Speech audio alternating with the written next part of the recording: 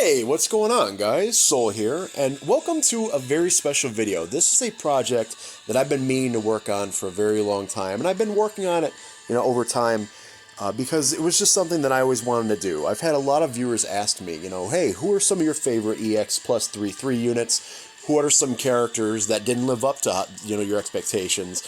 And really everything in between. And I really think it is fun to turn an analytical eye to your roster and to be honest with yourself and be like, yeah, these characters are great. They lived up to the hype and what I thought they'd be.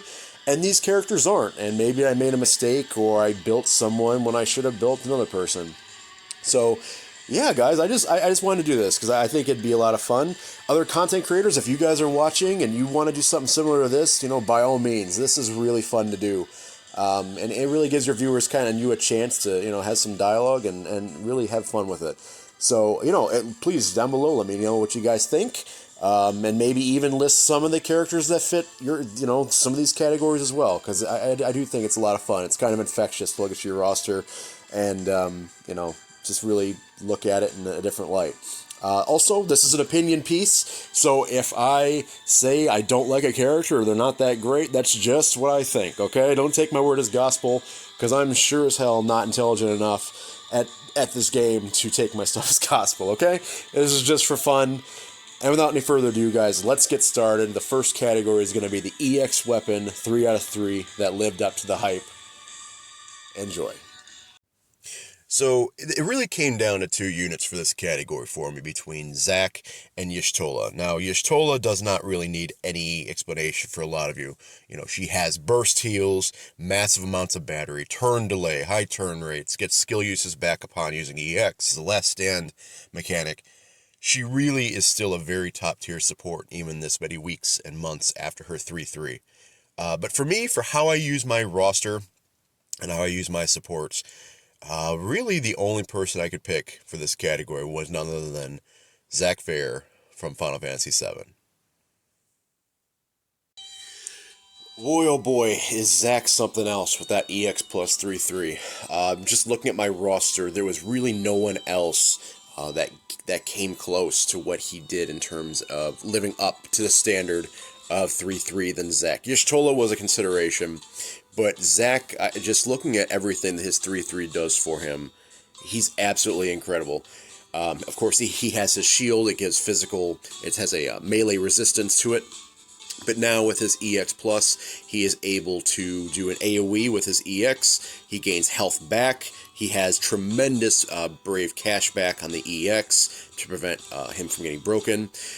He is very much the bend but don't break unit in this game. He has Brave cashback on his HP plus, his skill 1, his skill 2, his EX. I mean, everything you can think of, the man gets Brave back from. And even if his shield gets overpowered and he takes Brave damage, he doesn't lose the shield buff. Zac he has high turn rates, he has a very nice party aura to go along with everything else. I mean, this guy is single-handedly the reason why the soldier comps that I love running are possible. Because he just aggroes everything, he can heal himself up with the EX burst heal, he has HP regen. I mean, he does it all. Zac Fair does it all in this game. He's absolutely 100% tremendous and just well worth the praise and well worth the hype from JP players. I had heard constantly that he was just absolutely phenomenal, and yeah, he certainly lives up to that bill and then some. Very, very fortunate to have his 3-3 and to be able to use him, because man, he is so fun. Oh, and on top of all this, he also has an artifact called Soldier's Grit, or a passive rather, that can be stacked with artifacts and gives him an absolutely massive max Brave boost and also an attack boost heading into that final wave. So Zac Fair just does it all. He'll be there when you need him, and my god, he will bend, but he will not break. Absolutely phenomenal unit, and very well deserving of the 3-3 worth the hype category. Oh, this one hurts. So we go from the 3-3 that lived up to the hype, and now we go to... I was originally going to call this category the 3-3 that makes me want to cry, but this is the 3-3 I need more from.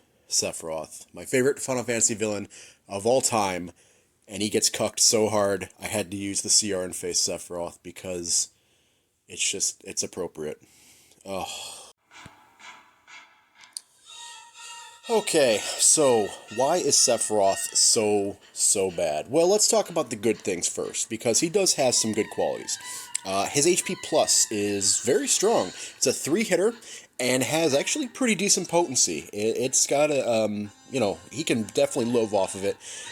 And with the battery, he does very well. He also has a very, very strong self-battery effect, a regen, that you can stack with Endbrave characters, other regen users, etc.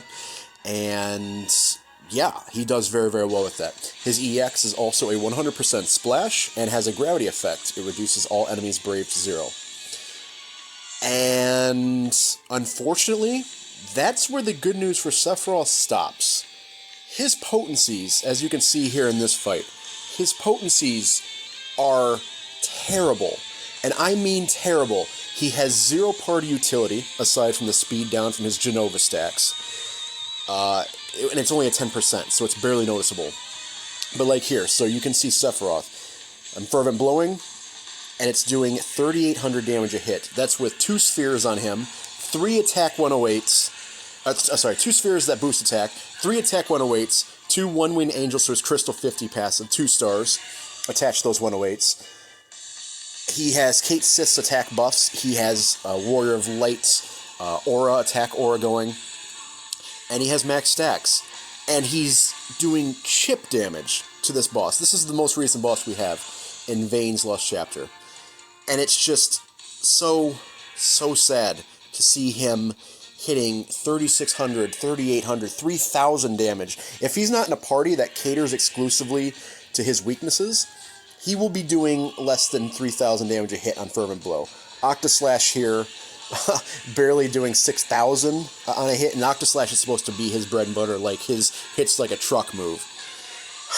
It's so sad. His longevity is also on the lower side. He does get a free skill use after every use of his EX, but his EX doesn't really charge fast enough for you to really adequately take advantage of that. So a lot of times you just basically have to rely on his HP plus and battery. Like right there, it's 3,600 damage. This is a 3/3 character, purple. He should be, if he's supposed to be the single target damage nightmare, right? And just this force of destruction, then he needs to be doing more than that, and he just doesn't. He's my favorite villain of all time, and he just doesn't really cut it at 3/3, and it's very, very sad. But you think that's bad? I'm going to show you a picture right here. Someone from my Discord sent me. VSephi, who, if there's anyone that's a bigger Sephiroth fan than I am, it's him. And this is what Sephiroth is looking like in JP right now. He just got his LD weapon and his burst, so he should be fire right now, right? Let's take a look at what he's actually doing. Okay, so let's explain what's going on here. Rude has an attack aura that's boosting Sephiroth. Cloud, his limited weapon, his LD, has an attack aura, from what I've been told. The summon is Odin, which lowers all enemies' defense by 15%, and after taking a set amount of HP damage, gives a permanent 30% attack up to the entire party, which Sephi explained to me in this photo, that they had taken that damage, so it was applied, and he had just healed up afterwards. Sephiroth also had his debuff applied to the enemies where they take 30% extra brave damage. He has fully maxed enhanced boards, which are like basically like summon boards, but on crack. Fully maxed summon boards, all of his weapon passives, everything. And his own stacks are at 5 apiece. And he is doing 2,500 damage per hit on Fervent Blow. You see how Sephiroth there, it looks like he's trying to eat the blade of his sword? He just looks like he's just so out of it. That's kind of how I feel when I look at this. This is in the most recent Lufenia that released in JP, which is a step up from Chaos. And this was the event that Cloud, his limited weapon, his burst debuted. And Cloud, his rework, and his LD and his burst are really, really good. And it really seems like they put a lot of thought and effort into making Cloud relevant and good again. And when you compare how good Cloud is now to what Sephiroth is, it's appalling how shafted the man got, and it's really sad. He's just awful. My server, in my server, Discord server, Sephiroth is called Kakarot. He is a living meme, and we even have an emote of him in a trash can because it's just so appropriate. Here's hoping maybe a month or two down the road the devs realize, oh god, no one's using Sephiroth anymore. Maybe we should give him like a melee weapon in peril or something. Something. They have to do something because he's just not cutting it, and it's really, really sad. Poor Sephiroth. So this category I put a lot of thought into because for the most part I do believe that I've built my roster pretty well. I've covered up my weaknesses. I feel like I have a nice mix of both meta units, which are always needed, and then people units that I actually like and enjoy using, whilst also having a lot of resources. So I'm pretty happy with my roster for the most part, but there are two units in particular that stand out to me that I do regret. I almost used Agrias here, but I did use her in the most recent Dimensions End stage that we had, and I've also used her in another stage recently as well. So she has that going for her. But for me, sorry Mayu, the biggest regret I have at 3-3 right now is from Final Fantasy Type 0, 8.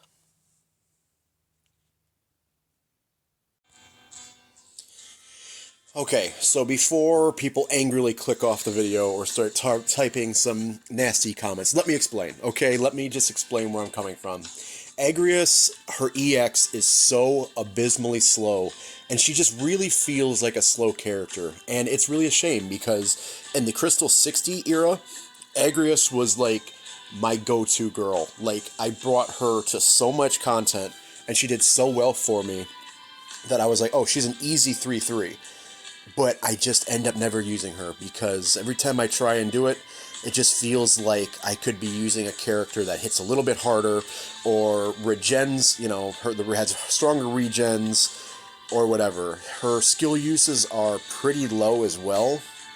And her EX, while very strong and has that amazing silence debuff, unfortunately is just a snail's pace. But I have used Agrias a couple times here lately, most notably in one of my latest Dimensions End runs. So ultimately, I went with 8. Now, I regret 8-3-3 right now. Later on, when he gets his limited weapon, his LD, he's amazing because it fixes 8's biggest weakness, which is he has no taunt. So you have to rely on RNG for his biggest strength, which is his counter, to take effect. And if you're not in a fight where enemies are constantly using all attacks, or if you're just getting plain bad luck, then 8's damage is actually, it's not that great. He has to rely on his Brave Plus and his HP Plus a lot to kind of do damage. And his skill uses, I've found, seem to be pretty low as well in a fight, especially if you're running into bad luck and the counters aren't going off very often. Now, I realize that 8, and especially Agrias, seem to be pretty popular with people, and I get it. Like, in the right hands, the right comps, they do really well. But for me, 8 especially, I just haven't really used him at all since his debut event. I used him in One Dimensions End stage, but since then, every time I think about using him, I just immediately think to myself, you know what, I could be using someone better, or someone that'll be doing more damage more consistently, or whatever. And it's really a shame. You know, he needs that taunt. And once he gets with his LD weapon, he's absolutely phenomenal, and I can't wait to use him because he goes from, you know, RNG nightmare to, oh my god. But as he is currently right now, he is unfortunately my biggest regret at 3-3. I'm sorry, I love Type 0 and I love you, but you're just not cutting it for me right now. Oh, and Mayu, I'm sorry. I know 8's your guy, but I gotta be honest. Even when it hurts, I gotta be honest. Now, let's move on to the happier, more excited category, shall we? Ironically enough, for this category, the best surprise at 3-3, I have to choose 8's banner mate. I really thought 8 was going to be the prize of his banner, and if I got this character's EX along the way, then it'd be a bonus. But I was really focusing on 8, but, all these weeks later, I never use 8, but I have so much fun with this character. The best surprise for me for 3-3 is none other than Mr. Mullet Bullets himself from Final Fantasy Type 0, King.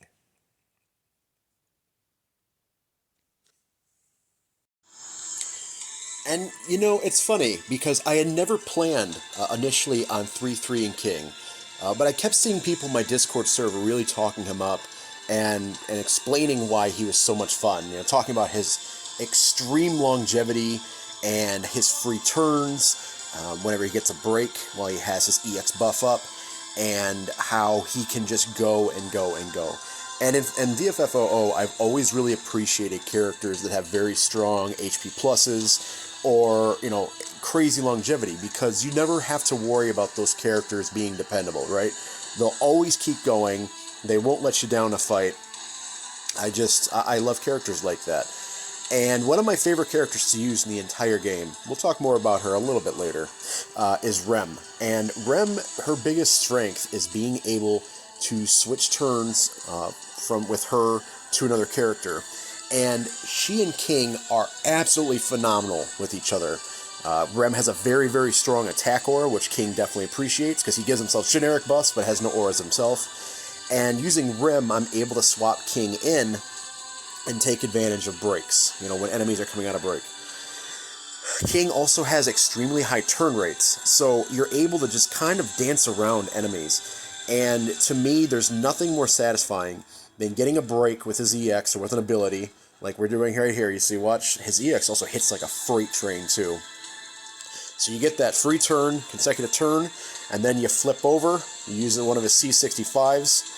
Now, all of a sudden, you can now get another free turn. Now you target the other enemy, and you break them with a skill, and there we go. Now we have another turn. I actually used this strategy to great effect in Camel Toe's events, where I bullied that chaos to the point of oblivion, where the enemies, it was comical how often King was getting breaks, because he just was getting free turns after free turns after free turns. King was, again, never meant to happen. I had always thought that 8 was really the prize of that banner, but I 3-3'd him on the whim because I love Type 0, and because I kept seeing hype for him, and I thought, well, you know what the hell, let's see if he's worth the hype. And I'm so happy that he is. And he's criminally overlooked. I never see anyone use him, and whenever I use him in a run, I have people in my comments saying, wow, he looks super fun, I wish I had 3-3'd him. And I'm just like, yeah, you should have, because he is just so much fun. And then if you pair him with Aranea, with her Vital Crusher debuff, and use his EX is like doing cap damage, like just melting HP bars. It's so good. King is so much fun, and he is easily my top choice for best surprise at EX plus 3-3. This category was one that I was very, very excited to get to and to talk about, because this one was one of the easiest ones. Some I really have to kind of sit there and think about, but this one was just so obvious to me. So my favorite 3-3 I currently have is actually a two-way tie between Vanille from Final Fantasy 13 and Rem from Final Fantasy Type 0. Both units do very different things, but both of them enable their teammates to do things above and beyond what they're currently able to do. And both supply a healthy amount of battery to the team. Rem excels in turn manipulation, of course, while Vanille excels in removing buffs while applying some extremely crippling debuffs. But let's talk more about it in depth and in detail, because I could just gush about these two for days and days.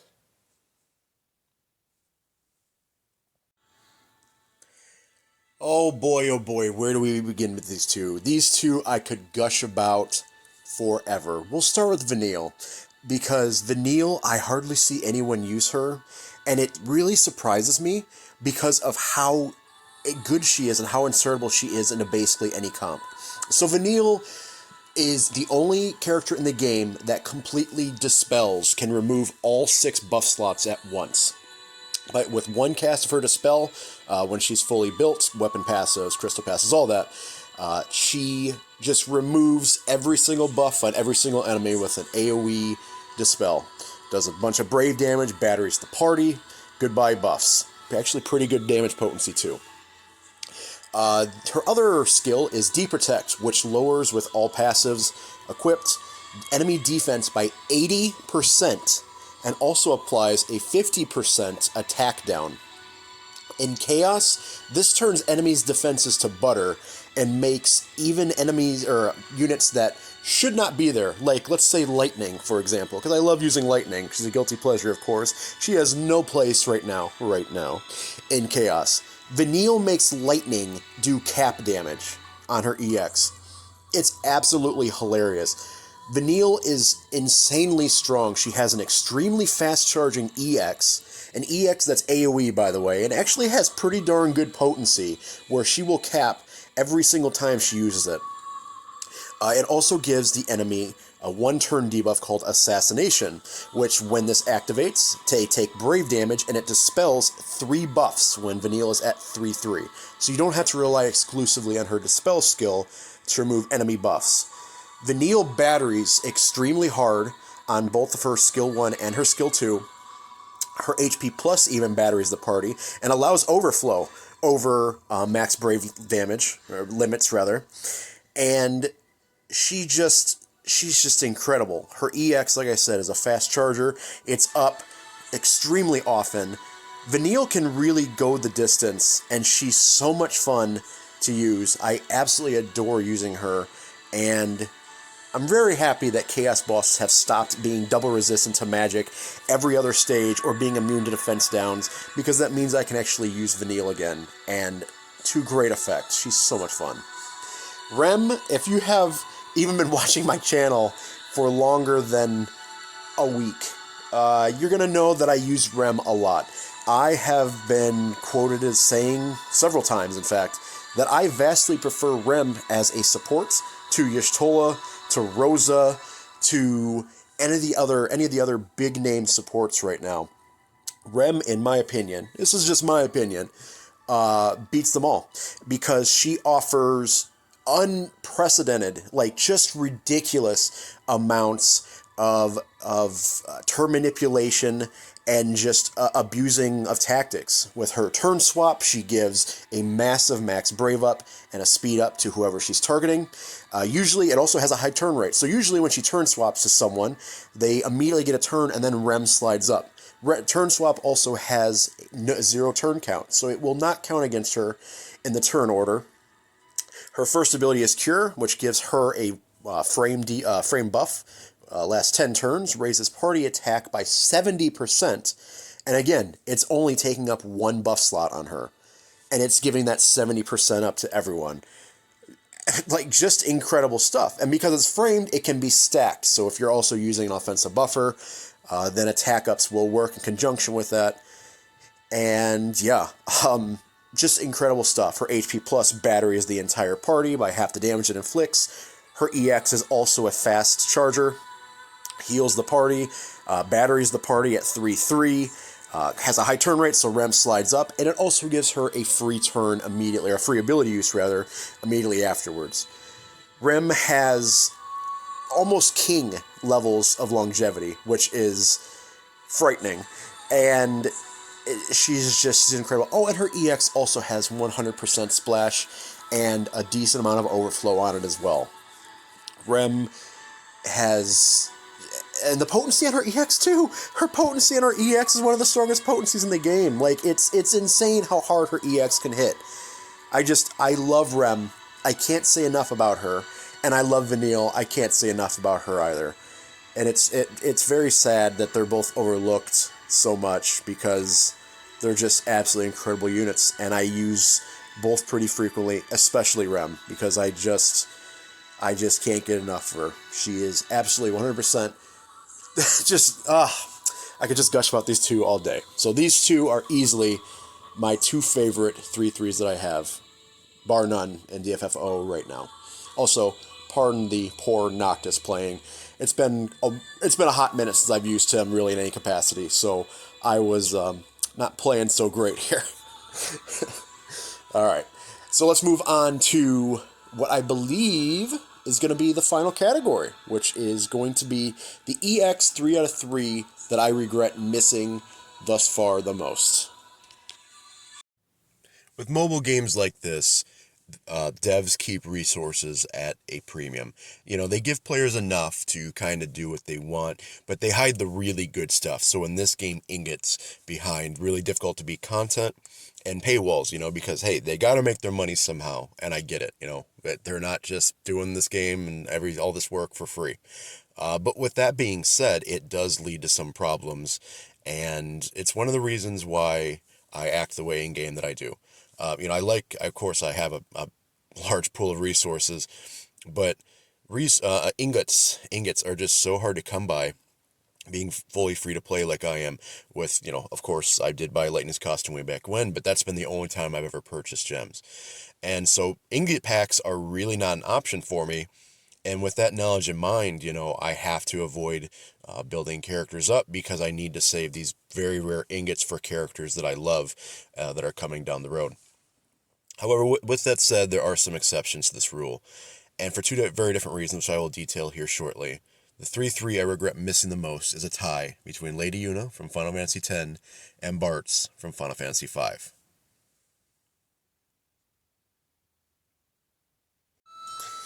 Okay, so Lady Yuna, she is from my favorite Final Fantasy of all time, one of the best waifus, I think, in all of Final Fantasy, and her EX in this game is absolutely gorgeous. She summons Valifor. Valifor comes in all of his glory, has some great animations, you know, just terrific. Batteries the party, and it's more nostalgia for me because it's so gorgeous. You know, it reminds me of the greatest times from Final Fantasy X. You know, summoning and just having that rush as a kid, and it really brings me back. So, I really wanted a Valifor, but Yuna's, unfortunately, is a cursed character, and I told myself if I didn't get at least one perfect art, you know, perfect cursed art, I wasn't going to draw for her EX. And I don't even know how many arts I used and tried to break to get, and I didn't get a single one. And so I just, unfortunately, let Yuna go. Bartz, on the other hand, I never really saw a banner where his EX appeared, and so he just kind of came and went. And the thing about Bartz that I really love is Bartz has some excellent longevity. His EX is extremely fast. It's one of the fastest EX in the game. It's literally recharged every other turn as long as you use an ability in between. Batteries the party up, has splash damage. His skill 2 has a gravity effect. It's a massive brave damage hit first, followed up by 2 other brave hits, so you're basically guaranteed a break no matter what the enemy's brave is at. It has a defense down attached to it. His skill 1 now hits a bunch of times, has a decent potency, gives him a max brave up. Bartz has gravity on his brave plus, batteries the party. He's really good. He's really fun. He just looks fun, you know. And his auras are, like I said, they can be stacked through arts. Tremendous, absolutely tremendous. And he is one that I was kicking myself for missing. But now with the spring event, I think the devs must have heard or seen my my plea here, because of the spring event, Bartz's EX will be available for me for free to pick up if I so choose. And I'm really leaning towards him because, gosh, he just looks so much fun. And even though we're this far into Chaos here, I'd still find ways to use him because he just looks that much fun. Big thanks here to Sephi and Mayu Fantasy for helping me out here and showing these 2 units 3-3 off. I really appreciate it, guys. Thank you very much. I would not have been able to do it by myself, that's for sure. And look, hey, Sephiroth actually looks competent, but then you remember, oh wait, it's a Cosmos, so he's gonna look good. Big feels. Big feels. You know, that last slide was intended to be the last one, but here's a bonus one for you guys, because I like you guys so much. So these are just two bonus categories. Guilty pleasure at 3-3 is Aranea. She's one of my favorite characters from Final Fantasy 15. I have her fully sphered, perfect arts, and I never use her in videos online because she trivializes content so much that bringing my own Aranea is just broken and unfair. So I try and use other units. I'm not opposed to using her as a support because I don't feel like support should be ruled by that, rule. But natively, I don't ever use her on camera, but off camera, she's excellent for cycle quests, for smashing through hard modes and lost chapters and story modes, and all sorts of things. So Aranea is super, super fun. And the most anticipated 3-3, I mean, you guys had to have known this, right? The waifu is coming here in about a month, and I can't wait. She becomes able to single-handedly solo chaos stages, all the chaos we have right now, and then some chaos moving forward as well. She's able to just single-handedly just take down, and I can't wait to master her kit and be able to do the same thing, give you guys some nice solo runs. It's going to be a lot of fun. She's just absolutely phenomenal. I'm hoping that they drop her Lightning Return Savior costume when they release her 3-3, because it's gorgeous, and that's only the second time I'll spend money in this game is on that, because it would be just glorious. But yeah, guys, that's it for me. Hopefully you guys enjoyed this. Like I said, this was a project that I had been meaning to work on and make for a long time, and I kept working on it incrementally, and I think it turned out really well. So thank you guys for watching. If you guys would like to show your support by giving the video a like or a sub, I never asked for this, but it does help me out, and will let me know you guys enjoyed this. So guys, please stay healthy, take care of yourselves, stay safe, and thank you again for watching. And I'll see you all again very soon. See you later, guys, and take it easy.